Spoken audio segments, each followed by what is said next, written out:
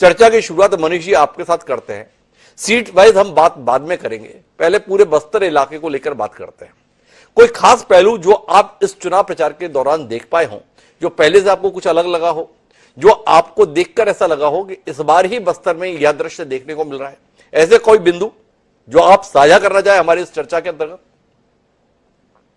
देखिए हिमांशु जी, ये चुनाव बहुत महत्वपूर्ण है और जिस तरीके से पहले चरण में बस्तर के मतदान होने जा रहे हैं, ये पूरा जो चुनाव प्रचार का जो परिदृश्य है, ये अपने आप में मुझे लगता है पहले से काफी परिवर्तित स्वरूप में हम देखे हैं।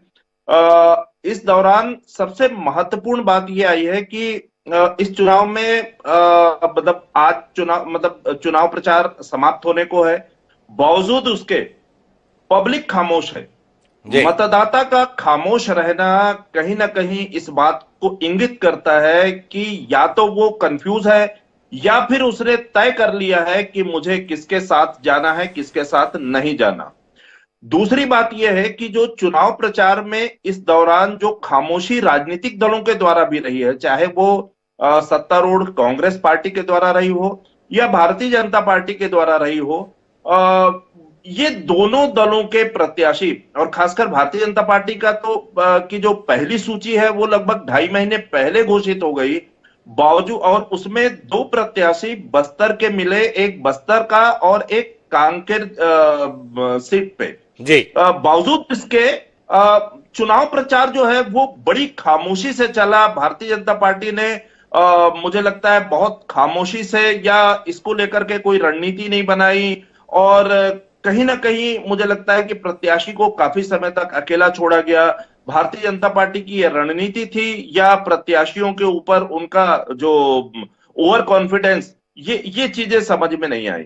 तीसरी महत्वपूर्ण बात ये आई है सामने कि आजादी के बाद ये पहला चुनाव रहा है जब भारतीय कम्युनिस्ट पार्टी बिना चुनाव चिन्ह के मैदान में आई है जी। जैसा कि हम जानते हैं कि नक्सल प्रभावित बस्तर में जो वामपंथ उग्रवाद का जो स्वरूप रहा है और 1951 से लेकर के लगातार भारतीय कम्युनिस्ट पार्टी के प्रत्याशी चुनाव मैदान में रहे हैं, जीतते भी रहे हैं। बावजूद उसके मनीष कुंजाम जैसा जो कद्दावर नेता जो आज की डेट पे कम्युनिस्ट पार्टी के जो प्रदेश सचिव हैं, वो बिना सिंबल के या निर्दलीय सिंबल के रूप में वो मैदान में गए हैं।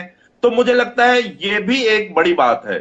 चौथी जो महत्वपूर्ण बात यह है कि जो दिल्ली की जो सनसनी आम आदमी पार्टी जी, आम आदमी पार्टी का कोई बहुत बड़ा कैडर नहीं रहा है यहां पर, बावजूद उसके अंदरूनी इलाकों में हमने जहां जहां पर भी दौरा किया है वहां पर आम आदमी पार्टी के लोग दिखाई दिए हैं।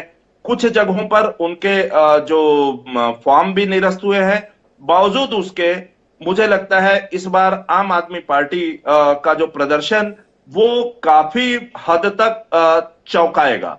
ये कुछ बिंदु ऐसे रहे हैं जो मुझे चुनाव में काफी उल्लेखनीय नजर आए।